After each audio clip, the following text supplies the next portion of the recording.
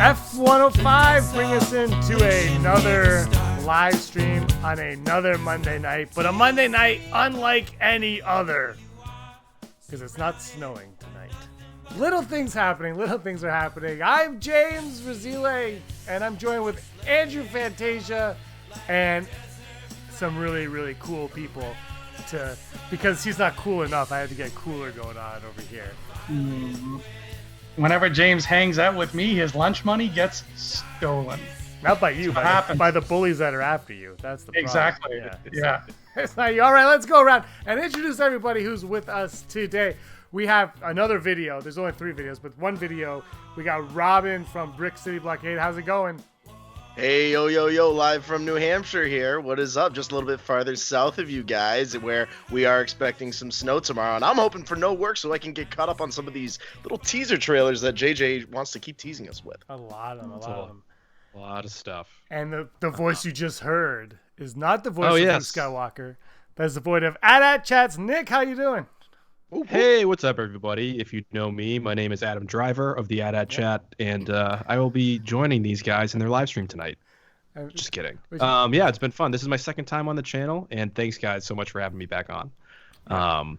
I would say, honestly, avoid the trailers if you can, if you want to go in fresh. I've watched it all, and now I'm kind of like, man, I shouldn't have done it. So that's all I will say. If you haven't watched the trailers, like you just said, just don't watch. Just don't watch. Just let it wash over you. 3 more days, you will be so pumped, you won't even know what to do with yourself. And the other voice you're hearing is last week, if you watched the live stream, I kept saying girl with saber because I can't speak. But today that's legit. We got Emrys here with us today. We got a girl with saber. It's saber time. Yeah. This is Emrys from Girls with Sabers, and unfortunately I'm missing my other friend Luthien, but I'm here to represent us and our channel and all things hopeful. All things hopeful. She is actually Luthien is actually the premiere tonight. She didn't want anybody to know, but she's there just mocking all of us. Yes. Yeah. What if she and she sends pictures? She's just sending pictures to the chat now, like, haha. She's just live streaming it, filming it. I found Dave Filoni. Yeah. Can you believe this? Oh my God, Dave Filoni's in it. That would be the end of the Girls with Sabers. I'm just telling you. We found out how to set it up. And he betrayed us all. It's all coming on. Speaking of coming and going, the Skywalker saga.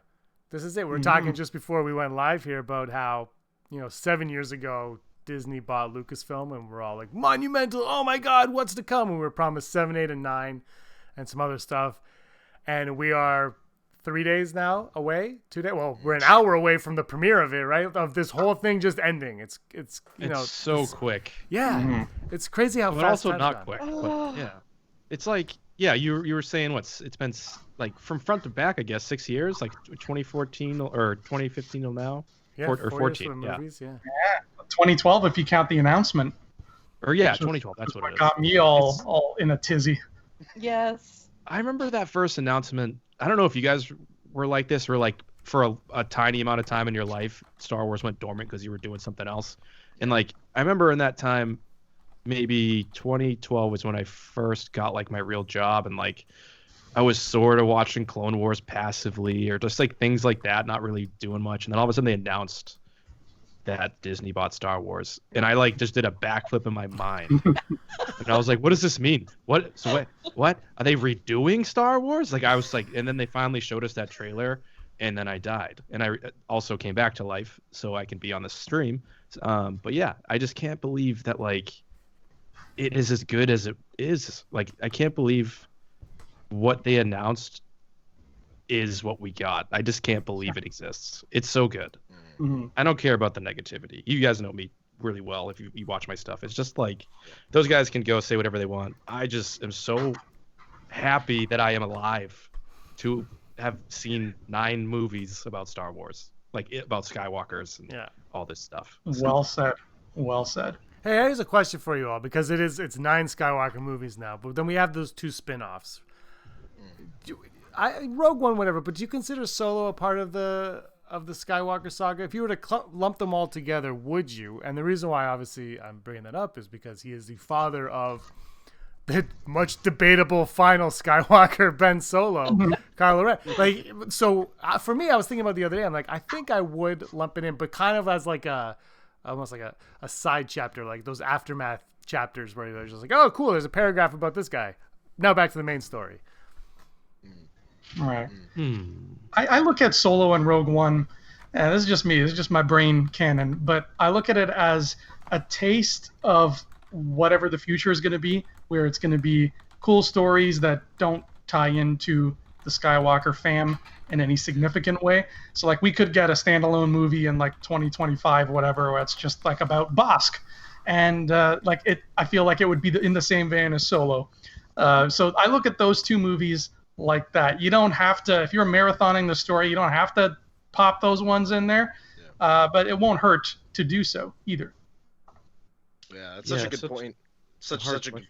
Yeah, and it is, and I have to agree with you, Andrew, because it's funny that you and James are talking about this. We're all talking about this here on this podcast because I feel that with the release of Disney Plus, the more I look back at Rogue One and I look at Solo, it's like I'm almost treating it the same like I do Mandalorian. It really is a side story, and if Disney Plus was right there 2014 and these two films were going to come out, I would say, okay, they're probably going to do it in that streaming format. They're not going to put this on the big screen. So the more I look back at it, and during my rewatch for the Brick City Blockade in particular, we didn't really look at those because my conversation with the guys at the podcast was, you know what, we have to treat it that kind of way. It's a side story for us to really envelop ourselves in that galaxy far, far away and not pull too far away from the story that we grew up with in particular.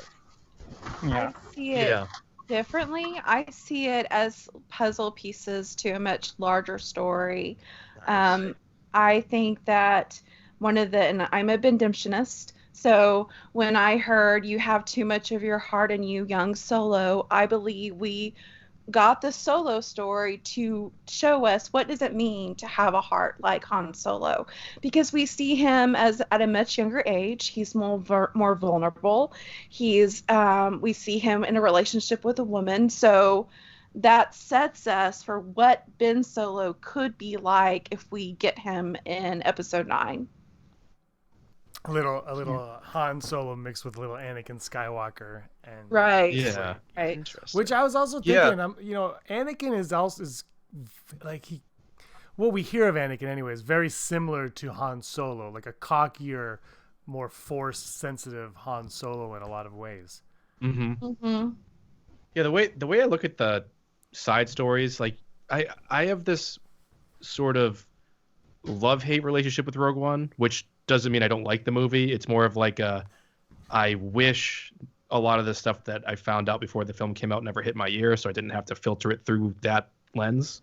Because even though like I think the story is fine, whatever, and the visuals are spectacular, it's always like filtered through like all the nonsense that came up before it. But with Solo, what I wish, I love these films because like what Emerson said, they give us a taste of what's to the left and what's to the right in the Star Wars universe without just like staying focused on Luke and Leia and the droids and whatever. And of course, they're peppered in. But what I like about it and what I wish happened is that Solo came out between TFA and TLJ to give us the heart of the Solo thing, like parroting off of what Emers is talking about. And I think that was the original plan. It was to have Solo come out after TFA, but there was some sort of scheduling issues with Josh Trank or whatever. Like he was supposed to do it then at some point, I believe. So like, I think they help round out the story. And the biggest positive for me with Rogue One is the attainment of plans, of course. And like, while I don't think we needed necessarily to have that explained, what we got and how we saw Darth Vader deal with things and how we saw lies happening inside of the Empire, we've never seen things like that. And it gave such a cool context to look at the rest of the films through now. Like now you will look at A New Hope and that little roundtable meeting, it's already nefarious, but now it could be a little bit more intense, like through the lens of what happened with Krennic and Tarkin and just being so expendable to the Empire. So I think those movies did a good job of like prepping us for this Disney Plus stuff and hopefully the future, whatever the heck that is. I don't know what that's going to be. So I don't think any of us do, but I think that they're figuring it out. They're very close to figuring out what the future of Star Wars is, especially with Kathleen Kennedy's new comments where they won't focus on trilogies, which I got to get your opinions on this, all of you, because I saw a lot of backlash to that comment today. And I thought, well, no, I understand, like, oh, a trilogy, that's what it's always about. It's a trilogy. But if you don't handcuff yourself to the trilogy, then you could focus on telling a story, because Star Wars: A New Hope wasn't written as a trilogy. You know, that right. It wasn't, when he wrote it, and made that movie, George Lucas was like, well, this is one of 3. He was like, this is just a movie that I'm hoping to make. God. So maybe going back to that formula will be nice and refreshing for all of us to see, because then we're not like, well, there's 2 more coming. We'll be like, okay, let's see where this is going, the progression of it. And eventually it's going to have to come to an end, because all things do. And so for me, I didn't see the negative of that until I read it online. Yeah, I honestly, so I've been living in a I guess under whatever, a bridge, because I haven't heard anything about this. I'm like so tired. I've been working all day. So I haven't heard anything about that, but that actually blows my mind, not in a bad way, but I actually agree with you. I think being untethered from having to get 3 stories told, like being forced to tell this epic, it's almost too much right away to branch out into the new Star Wars galaxy, whatever the heck that's going to be. Why not just dip your toe in and see what's going to happen with one story? And I think, like we were just saying, the side stories were kind of doing that, but it was still tethered to everything we're familiar with. But I kind of like the one and done. I think that'll be neat, because they can really just focus on that story. That's it. I think that'd be great. So I'm for it. Yeah, it's an interesting point, because when you look at the one and done format, I mean, I think that's where the film industry has always been. It's like, okay, let's see how this first one goes. Let me get the right team behind this first one and see how everybody wants to play it up, and see if, it's always based on, what are the numbers? Are we going to win awards for this thing? What is our budget that we're working with here? And I think that that's really where the business side of Disney is like, okay, before we hop into another trilogy, we've already test marketed this before. Let's keep trying it. Let's keep seeing what's happening here, because, again, like you guys have been saying, you don't know where it goes, and it's best to dip your feet into the water first before jumping in, because I know when I jump in, I need the pool floaties, I need everything else. So. Oh yeah, and you got to inch in because it's a little cold, and you're like, oh yeah, ooh, ah. It's like me every time going into the ocean. That's what Kathleen's saying. Get your pool floaties on, and let's get going here. Yeah. Iris, how do you feel about this? I am still undecided, to be honest with you. I think Lucasfilm should do whatever is in the best interest of their storytelling. So if they feel like this is a positive direction where they feel more confident in doing solo films, I promise that wasn't a pun. Good one. Get out of the chat. Sorry. Yeah, I mean, well, maybe the thing too with the solo films is they just, if it's well received and one of them does super well too, there's always going to be potential for a follow-up, which sounds like in an obtuse way that is happening with Solo now, sort of, right, with Disney Plus. So yeah, who knows? Like it could very well turn into a thing where like a George Lucas-y Star Wars thing comes out, like, or the new Star Wars, and they're like, hey, there's actually more to mine here. Let's keep going. Like maybe that's the hope out of these one and dones, to see which one of these new solo films. Now I'm just going to be saying it and thinking that it's a pun now. Now these solo films will try to figure out which one do people resonate with the most. Do we keep building off of maybe? Yeah. What about you, Andrew? I've liked what's been going on where there's a clear trilogy, and then in those little spaces in between, while you're waiting, here's some one and dones. They're on a smaller scale, but the lore of Star Wars is not on a smaller scale. You arguably get more universe building in Solo and Rogue One than you do in all of this trilogy so far. So I love that it's packing in all the goodness, even though the stories might be smaller.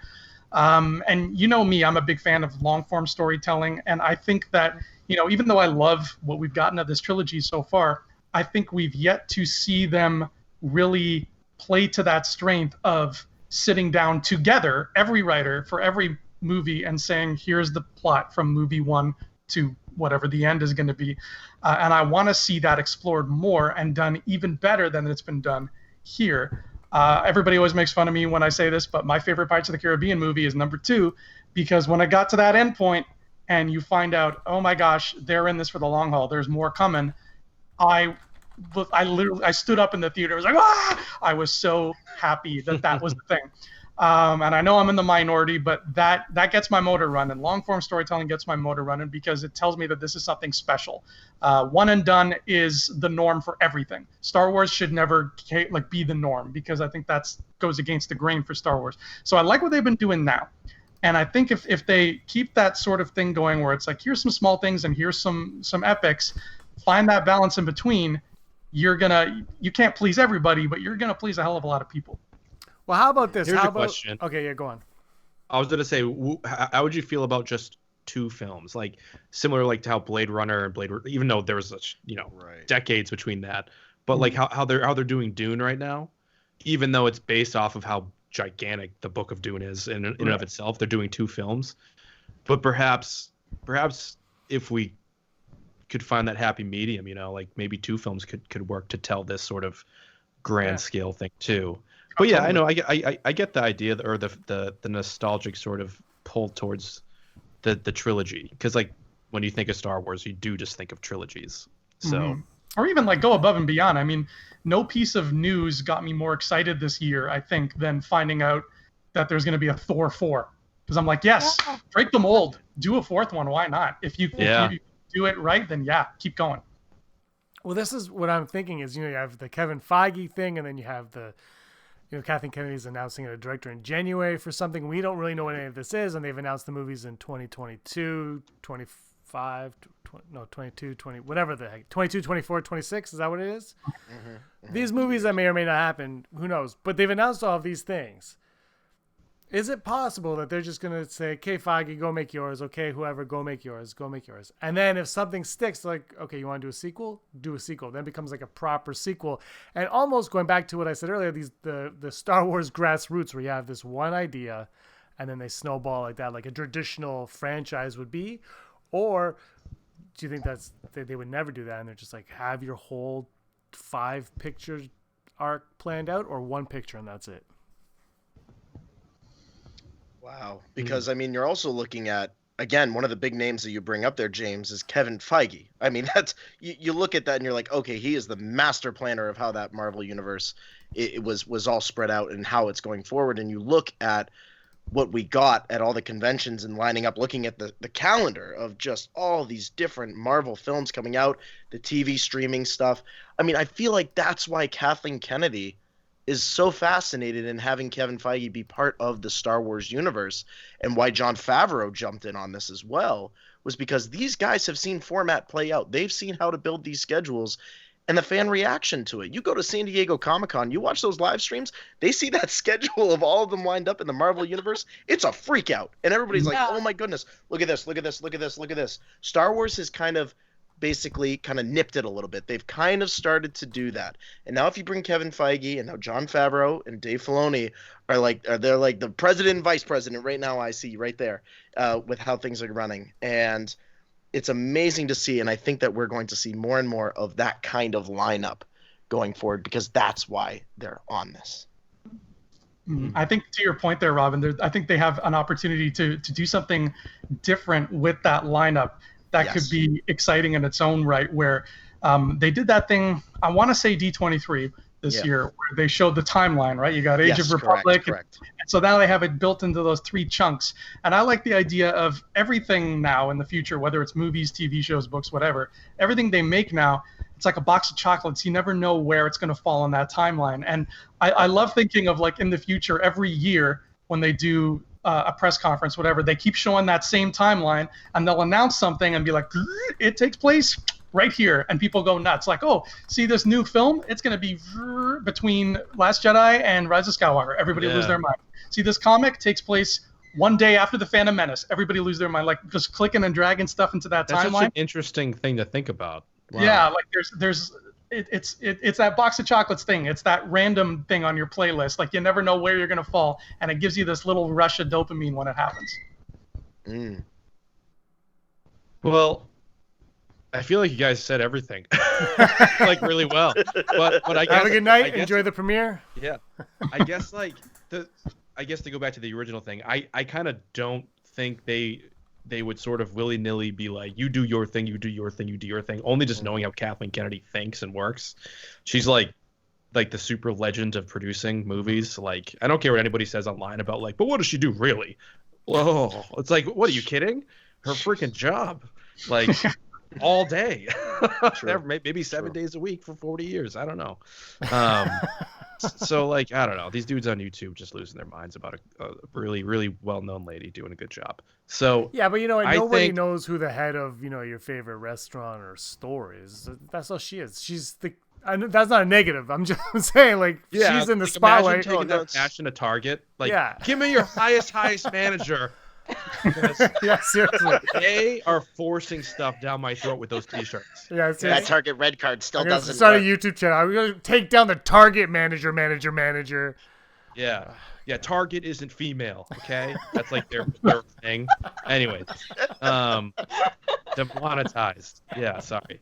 But yeah, I think that she's a very calculated individual in terms of like how she wants to approach creative. Although I know she was a little more lenient with Rian Johnson in terms of like push and pull, because it sounds like they just really worked well together.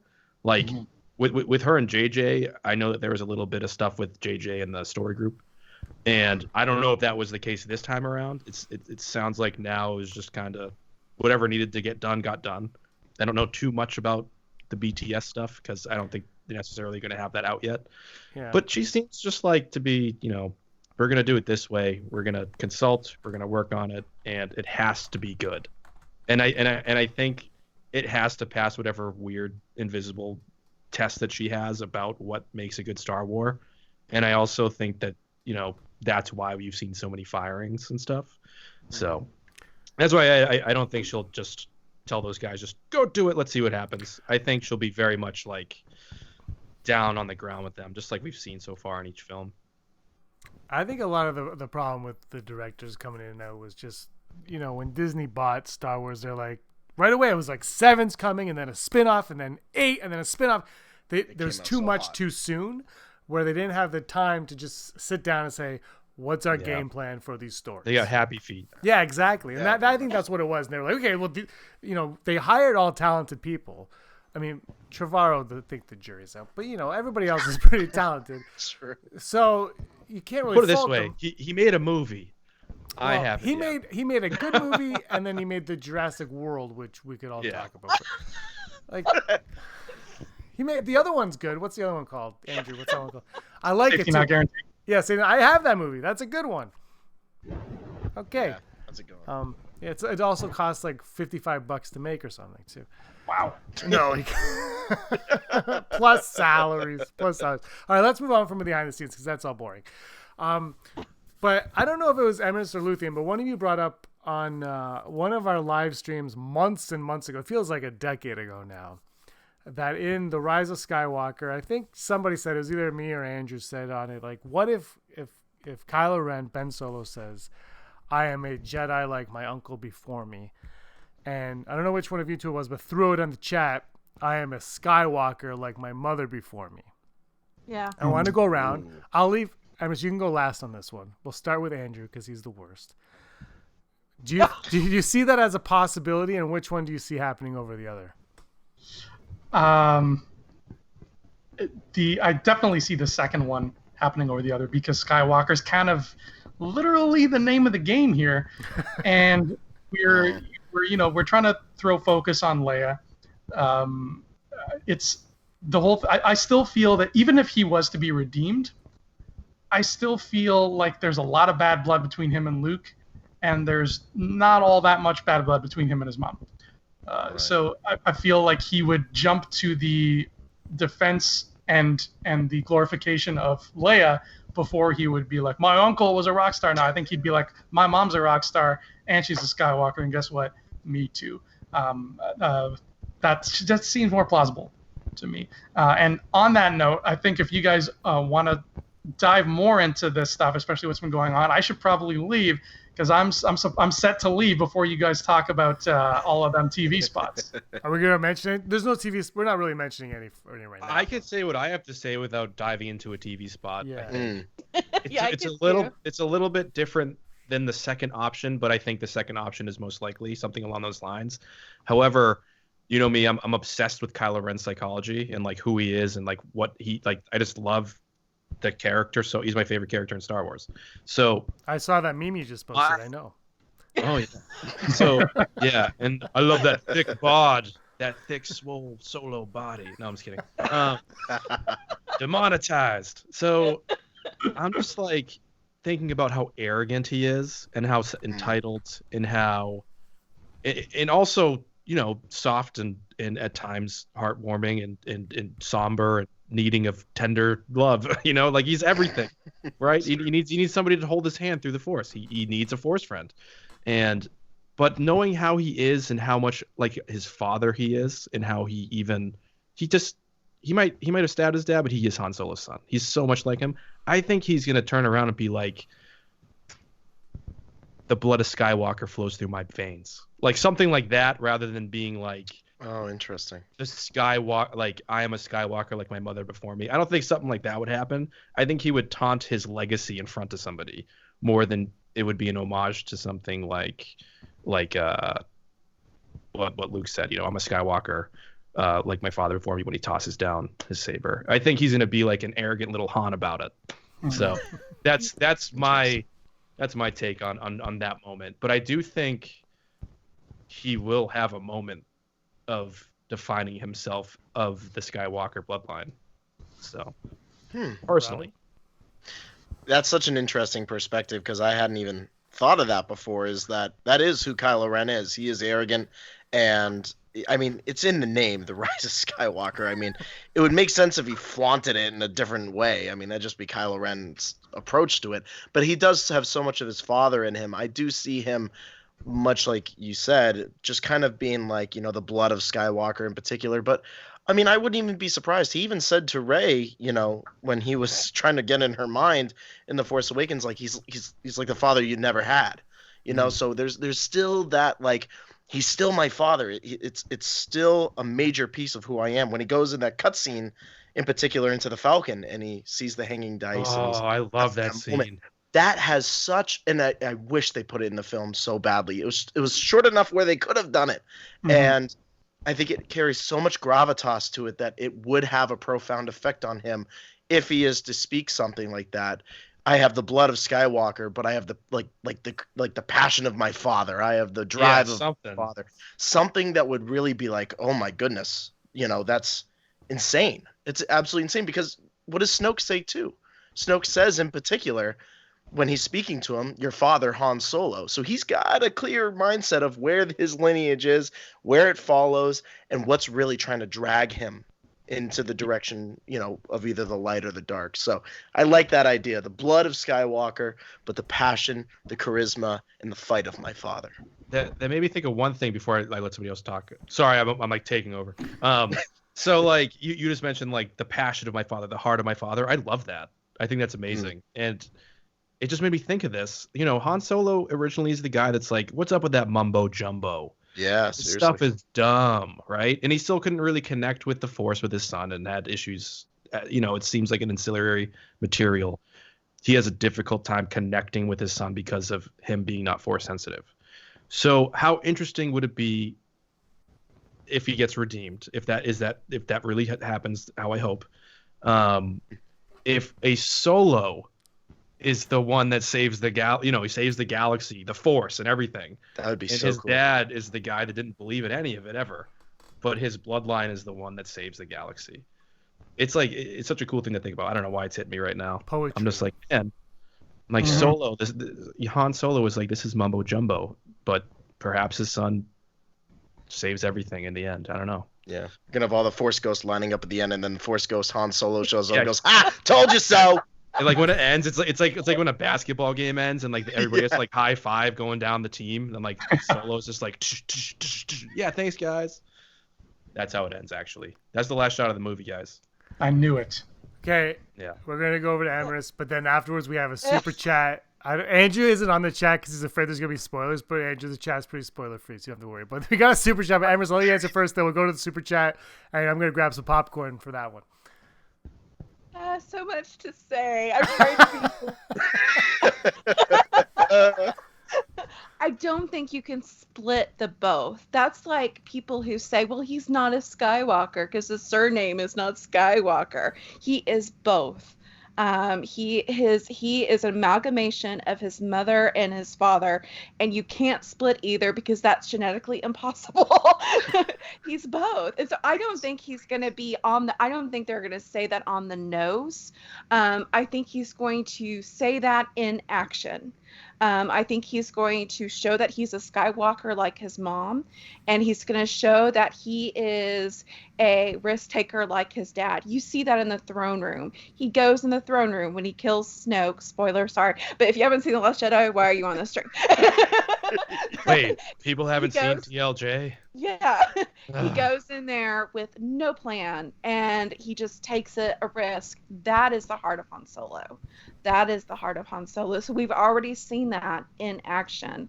But I think the reason that he killed his father, and notice he killed him through the heart, is he was trying to kill the heart of Han within him, and it did not take. Mm-hmm. That heart is still beating, because what did Snoke say?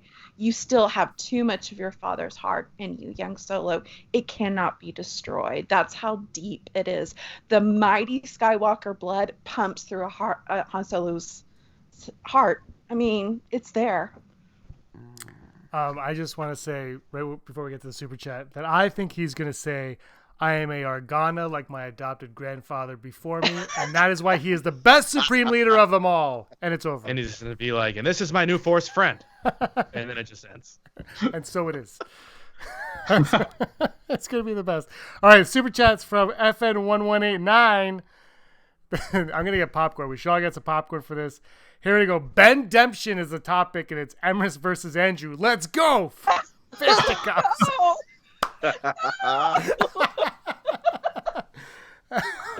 Wow. In 1189, I thought you were a friend. Of course, a stormtrooper would ask that question. I love it. But let's go into Ben-demption. We'll start with you two because you're both clearly on opposing ends of the Ben-demption. So, Andrew, let's start with you because you're not a guest here, so you have to go first. So, Ben-demption, why are you so against his redemption, Andrew? Wow. Okay.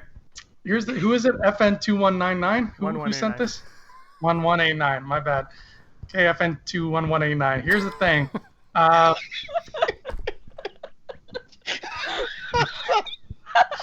why he wasn't listening to the Imperial Academy. Yeah. This demption, this apostrophe demption, I just think from, I would like to speak as if the pen was in my hand. That's the way I like to speak, because it's just it's how I roll. If the pen was in my hand and I wanted to tell an interesting story, to me, the more interesting story is one where we don't know if that apostrophe demption happened or if it didn't. One where we see something that could have been him turning and moving towards the light, or it could have been like something just superfluous that we thought was him turning because it looked that way. And to have us spend the rest of how many years after the movie talking about it and wondering and thinking, did he or didn't he? Is the top still spinning, or does the top fall over and is Cobb dreaming? That, to me, is a better use of the pen in my hand than saying yes or no. So I want that to be there, because it's going to spark more talk and it's going to spark interest in something that has come and gone. Deep breath. I think this is the resolution of the Skywalker saga. So although I love an ambiguous ending, like every writer does, I feel like in order to resolve it, we have to know whether the son of Leia and Han and the nephew of Luke had that chance to redeem himself and save the galaxy. Otherwise, we will always have that doubt. Was Leia able to have her dream of her son coming home? I mean, what does she say to Han? There's light in him. I know it. You have that question. He is the prodigal son. And are we going to deny that reunion with his friends and family? I'm a softie. I'll admit it. The chat seems to be with you on this one, Andrew. You're not welcome here. Everybody wants Ben Demption. Here's one thing that well, let's go. Actually, I'll let Robin and Nick answer this too. Robin, what do you think of Ben Demption? You're not involved in the fight, so you can say whatever you want. Well, and you know what? That's good. I'll save mine for the debate stage come next year. But no, it's interesting because I treat Ben Demption in particular because I think it's something we've talked about here at the podcast, at Brick City Blockade in particular, is like either way. I think that Kylo Ren's path, it's in his hands, and the decision that he makes, he's being pulled by both sides, and I'm happy with either one. In all honesty, I would love to see him be fully redeemed and see him, like what's been said in particular, where he's reunited with his family in particular, and he's able to, in all honesty, become the Solo that he was always meant to be in that case. And then there's always the dark side of me always wants it. He stays dark. He follows down that path, and he sticks true to what I love about the dark side, which is that continual menacing figure in that case. And he falls as so. But at this point, I'm just going to treat Ben Demption as a Mad Lib, like a 5-year-old filling out a Mad Lib. I'm going to walk into that theater, and if it says like, "Hey," he shows up with his poopy Force Ghost friend, like, yeah, fine, all right, and we'll see what happens at that point. Robin, I think that's the healthiest answer. I really do. Like, hats off to you. I'm too involved. I'm trying to make myself an armadillo and just go in a little ball. And you work with students all day, and they treat your job like a Mad Lib. That's how you keep more rolling with it. Well, I guess for me, Ben Demption, I mean, to me, I don't think redemption means that he has to like get the galaxy to be like, what you did is okay. I don't think that is ever going to happen.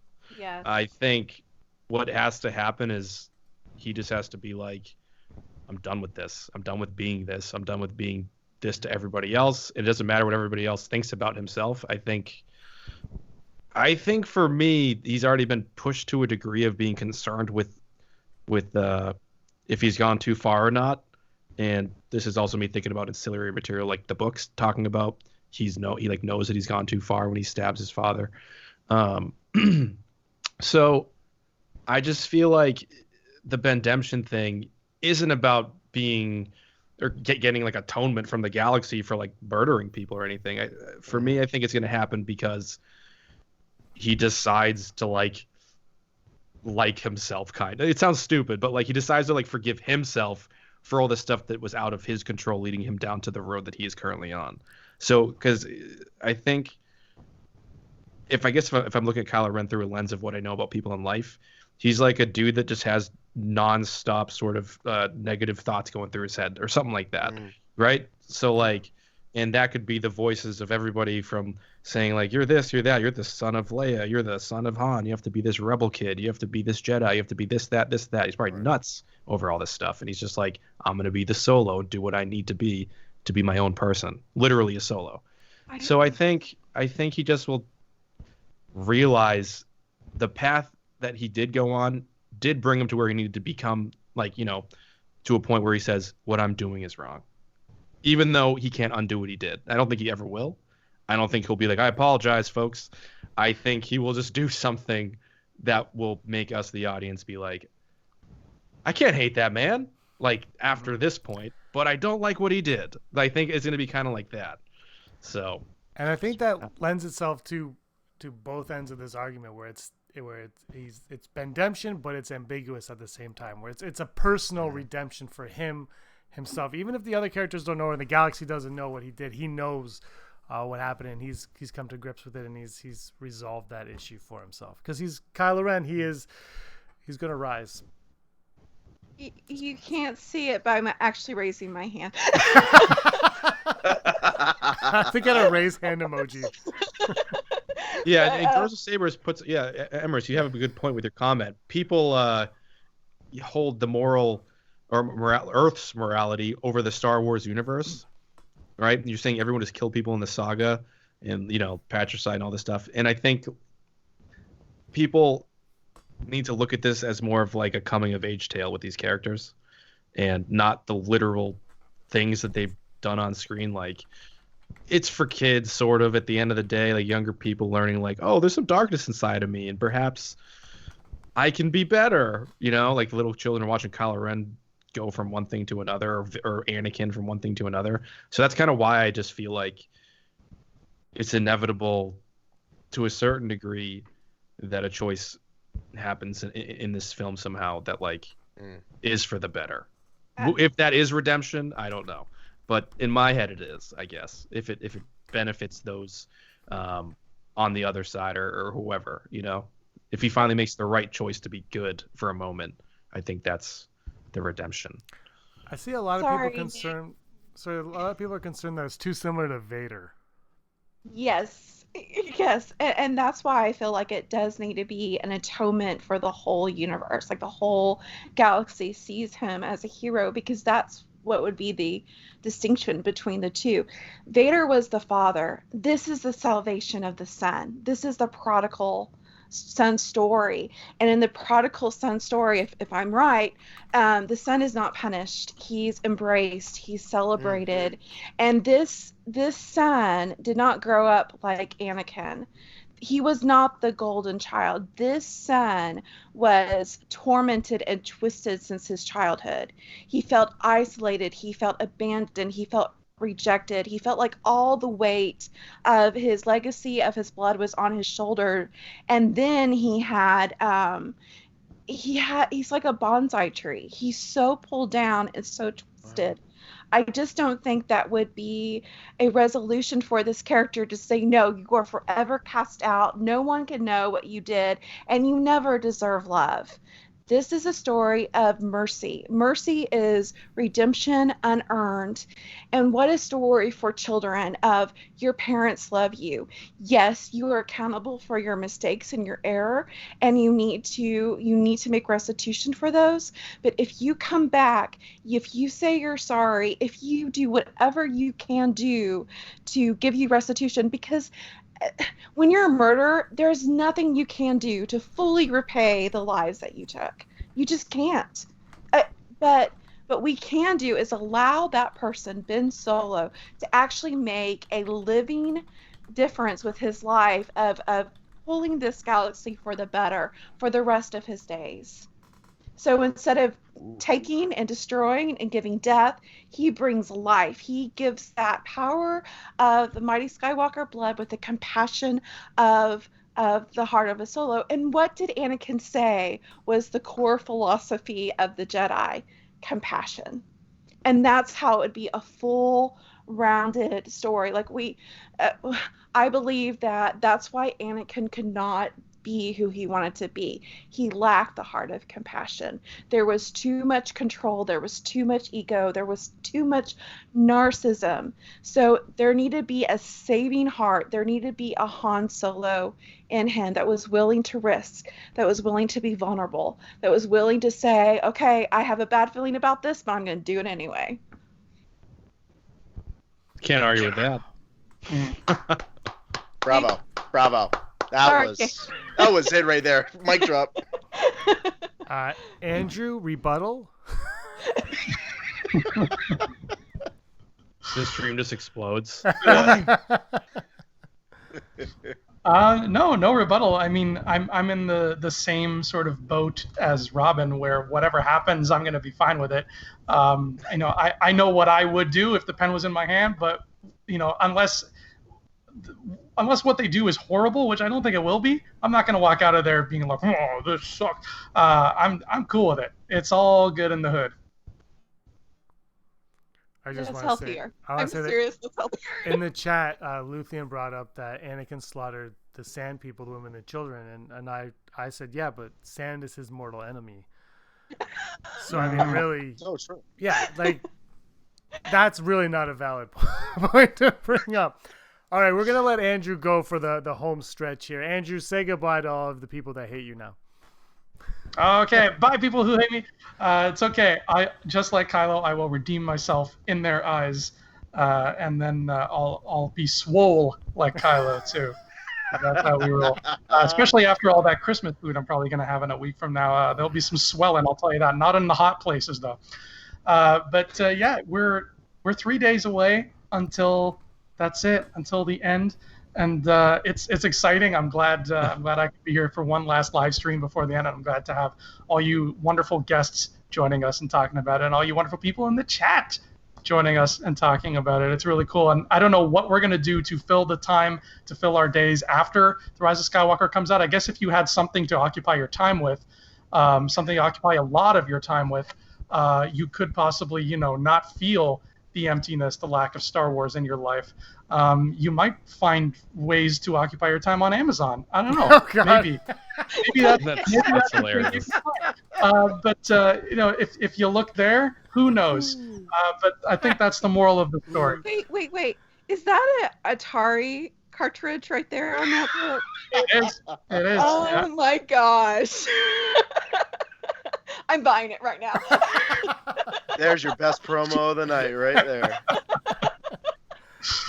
But yeah, I'm looking forward to the years ahead, because I still think we'll have a lot to talk about, even when the Skywalker has risen and the Swallow has been apostrophe-demptioned and all is well with the world. And I'm glad to have friends like you all across the globe and all across the galaxy to talk about it with. It's going to be a lot of fun. Star Wars ain't going anywhere, kids. Get used to it. And FN1189 says, "Thank you for playing along, Andrew." So Thank you. you can get out of here now, and we're gonna switch gears a little bit. So hang up, Andrew.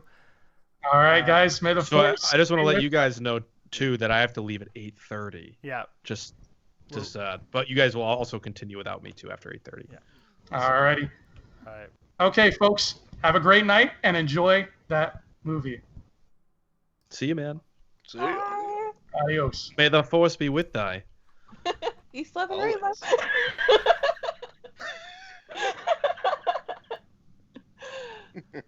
Okay, so Yes, sir. so just everybody in the chat, so where we're going to talk a little bit about some TV spots and clips that were shown. So if you don't want to know or you don't know, now would be a good time. Not that I want you to leave, but if you're trying not to hear anything about that stuff, that's what we're going to move into right now.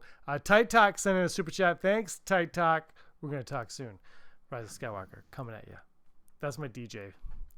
And then I would play like I love it. Sam Cooke or something. So the last clip, I guess there was a clip with Kylo Ren and everybody's gone, right? And Sheevy P. Palpatine in this clip.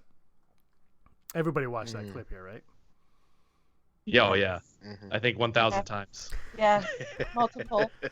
And so that clip was that the way what I'm getting from the marketing at this point is they're kind of, I don't know if this, they almost want to point us in that Ben Demption track. They almost want to prepare us for it. Is that what you guys were getting out of that clip? Yes. I mean, that was, I don't know about you guys, but I'm an adult, but I was a legit scared watching that clip. I don't know how kids are going to handle that. I was saying that like this might end up being the scariest feeling Star Wars film because of that vibe it gave me. Yeah. None of the other trailers gave me any kind of vibe except for like excitement and like, oh, this looks pretty neat. But like this one, I was like, oh my god, like literally, I stopped everything. I think I was talking to my wife. This is how out of it I was. I just saw this thing pop up on my phone. This Kylo talks to Palpatine, what?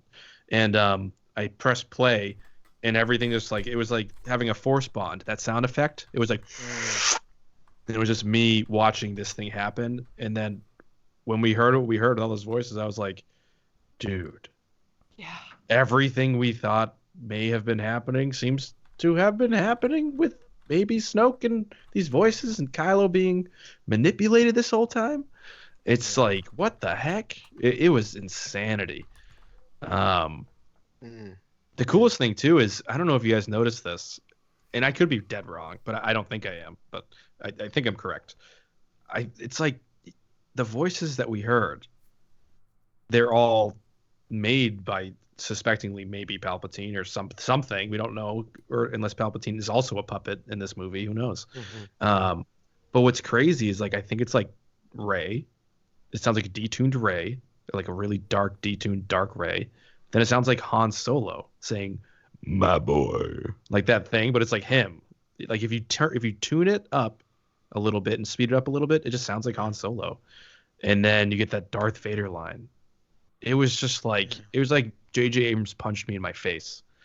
That's what it felt like when I finished watching it. So yeah, I mean, it was probably, of all the clips, and I like what we've said here. It's like I really wonder how, I'm even thinking about like my students' age, like anywhere from 9 to 10 to even 11 are going to sit there and they're going to try to comprehend all this. I'm like, oh my goodness. Because when in talking to them today in particular, you know, they always come to me and they always say, Mr. Vogt, what do you think about this? What do you think about that? And I always say to them, I'm like, you got to sit down in the theater. Number one, ask your dad. Don't ask me.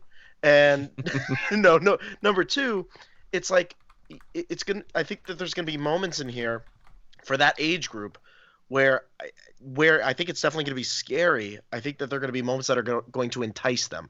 And even at our age, we watch that, and it entices us. It makes us think so much deeper about what exactly JJ was building with this sequel trilogy.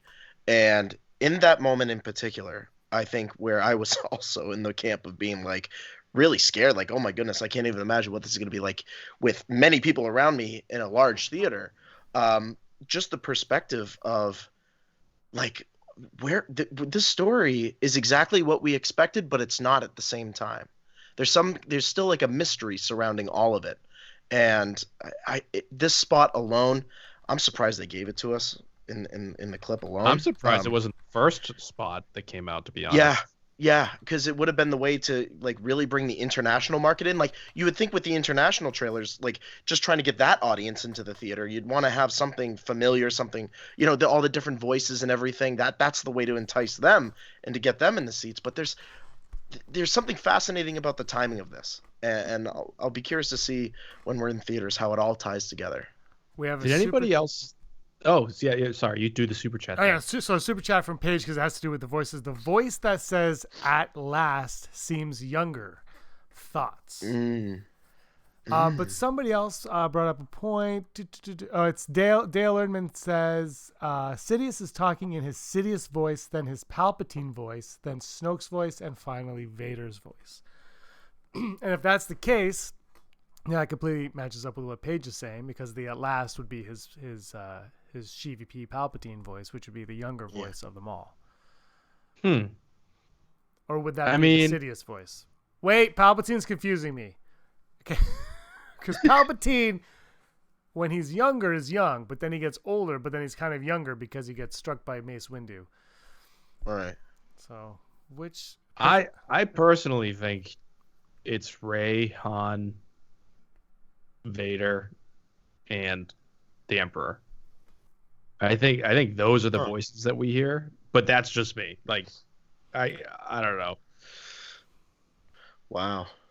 There's just so much to it. There's so many different levels to this. And when I'm now going to have to go back and watch it again, of course, but it's fascinating to see that there's such a molding that in, like you said, James, Palpy's confusing us. He's making us really think about what all this means. Why are these all molding into each other, and what's the whole purpose behind it? Yeah. What's so crazy? I mean, I was about to say this before we were answering the "at last" thing, and also I love that line in the trailer when she's just like "at last," and he's just descending into hell. I'm like, oh my god. It's so amazing. Like JJ figured out how to, I guess, make ridiculous movies now. I don't know. And he's definitely watching Prometheus. Anybody else get that vibe that he's been watching? Oh, Prometheus? totally.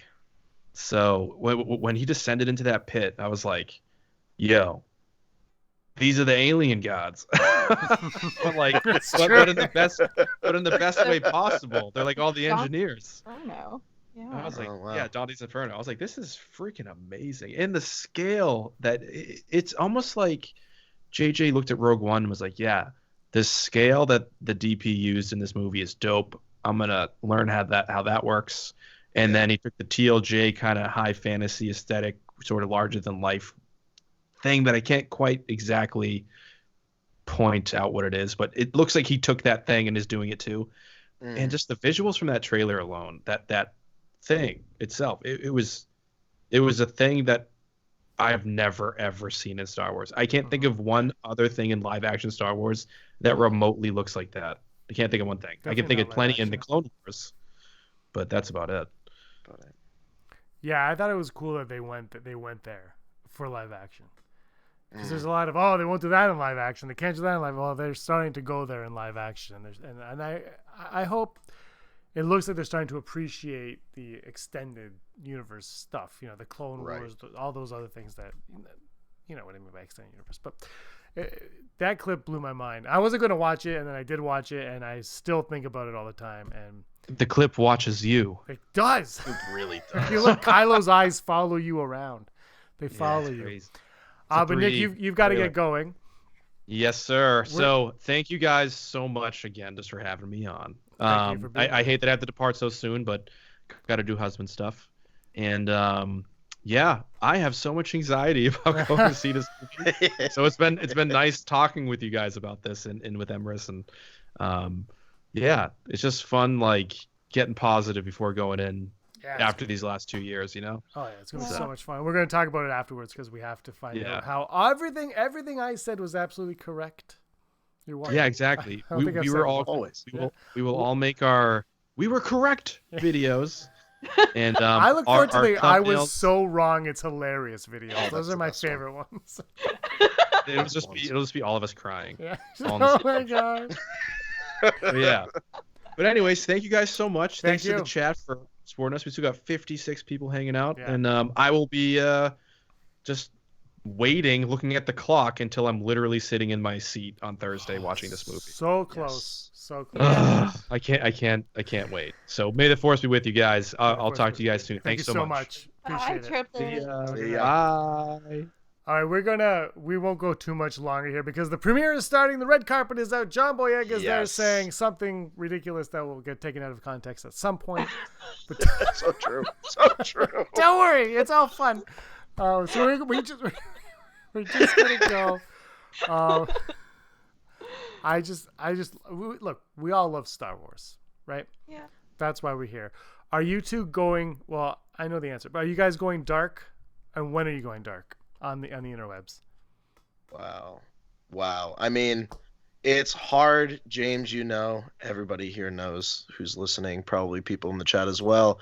When you run a Star Wars podcast, it's hard to go dark because you have a job to promote what you're doing. But it's fascinating. I'm going dark to a certain extent. I'm not using the hashtag the Rise of Skywalker after tonight. I'm just not touching it. I'm not touching the hashtag Star Wars.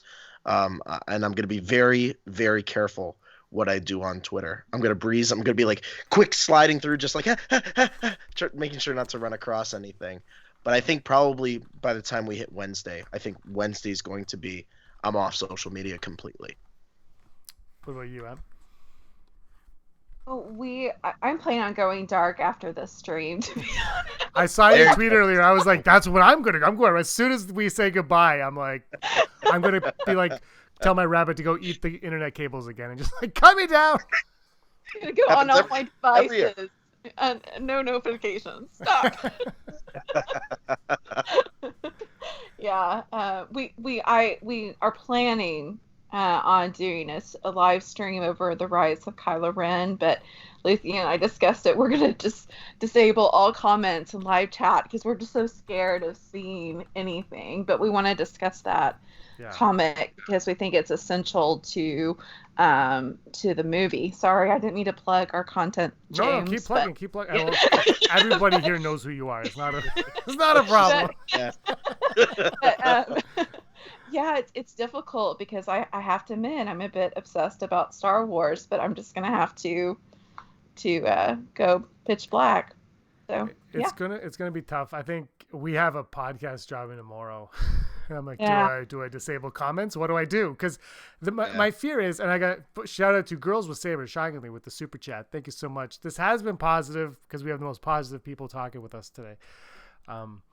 But it's like all it takes is that one individual who's just a jerk to go on and be like, haha, blah, blah, blah. And I've mentioned this before where when I saw The Force Awakens, after the movie was done, I posted a picture of Instagram of the group I went with, like, Star Wars is back, yeah, all excited. And the first comment was from some random stranger I never heard of in my entire life who said, Han dies. Yeah, which, I mean, it didn't bother me because I already saw the movie, but I said that, no. So I deleted it right away, obviously. But it's like, you know, it's just all it takes is that one person, and you know, hopefully nobody listening or watching right now is going to be that person. I know you guys won't be, but stop it. But just I tell them to stop it. And that's the thing. I don't want to go dark because I want to have these conversations and like how much fun we're having right now building up the hype to get to this movie. I want that to continue, but I also don't want that one individual to come in and pull the rug out from under us and be like, Ben doesn't get redeemed. Redeemed. We're redeemed. Old English. Period. It's Monty Python right there. Oh, that's awesome. All right, let's wrap this up with our hopes and expectations for this movie going forward. What do we hope that we get? Not maybe like redemption or Reylo and stuff like that, but what do we just the outcome of this movie? What are we looking forward to the most? I'll start with you, Robin. I think the one thing I'm looking forward to, and I really hope to see, is a fandom that's going to come out of this thing. And I think The Mandalorian has helped dramatically heading into this, like uniting the fandom in particular. But I want to come out of this thing, and I want people to really reflect on not necessarily that this is the last film and, oh my goodness, what's going to come up down the road. We already did that here. You guys can come over and listen to that and watch that. We talked about it. But just take into perspective where they are in the theater at that moment, and when they leave the theater, the reality that we may not be in that seat for a little bit of time. We may not be in there enjoying Star Wars in the theater all together again for a little bit of time, and really savoring that moment that night. You there with the fans, whether you see it one time, whether you see it a million times, who knows? Disney appreciates the million times that you go see it. But just really savoring that moment and reminding ourselves why we are here today after 2012 when this thing all jump-started itself again. And I just want people to come out and really reflect on that. Emrys?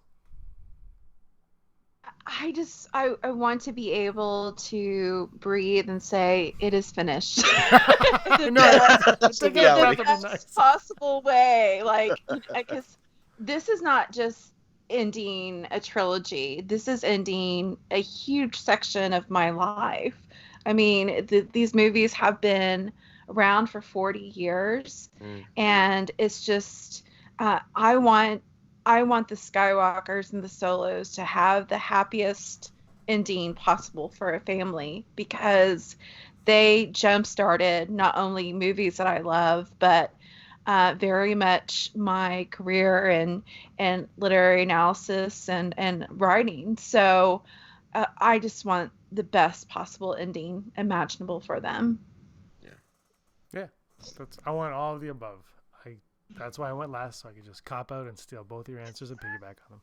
I do though. I want us all. I just want to go in. I want to watch it, and I just want to say, I do. I want it to feel like it's the end. Like, okay, that was because I've said this before. Like, Return of the Jedi is the end, and then they're like, oh, here's 3 more. All right. I think it's harder now, which is it is so right, much because they have an ending. They're like, well, we had an ending. How do you end it now? Especially when you bring back the villain of that one. You bring back the Emperor. I've already seen the Emperor die. So how are you going to bring him back? How are you going to destroy him? And and really tying it all together with the Skywalker name and blood is what I'm really excited. Also, is Rio Durant going to be the hero of this movie?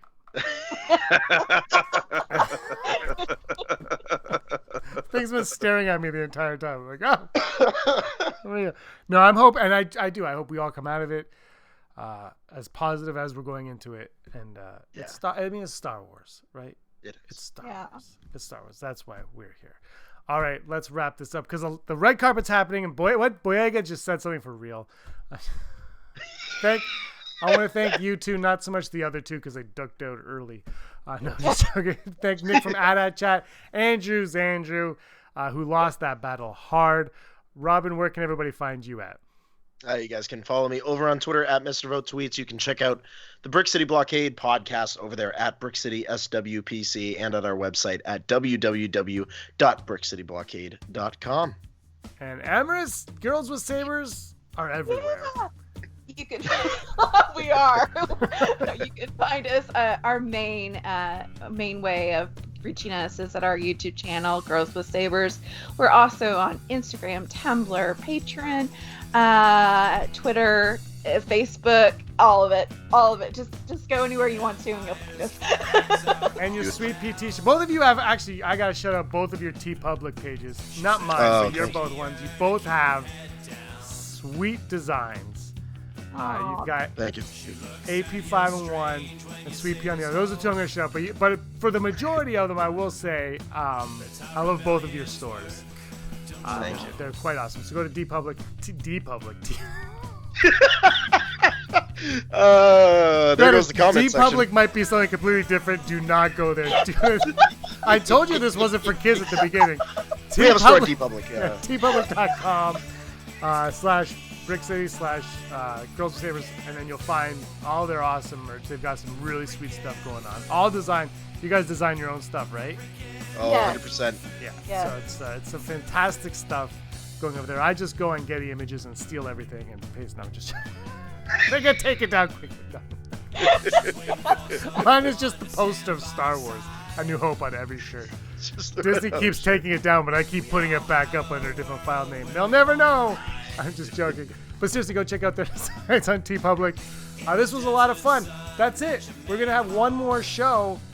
No, wait. This is the last show until after we see this movie, which is incredible. Tomorrow we've got episode 145 of the podcast dropping. I don't know what time yet. Either 12 o'clock p.m. Eastern or 7 o'clock p.m. Eastern. There's a time difference. I don't know when to put it up. I'm struggling. Let me know. Thanks, everybody, for watching. Thank you to all the fine, awesome, positive guests. This has been a great live stream. And until next time, may the force of others be with you.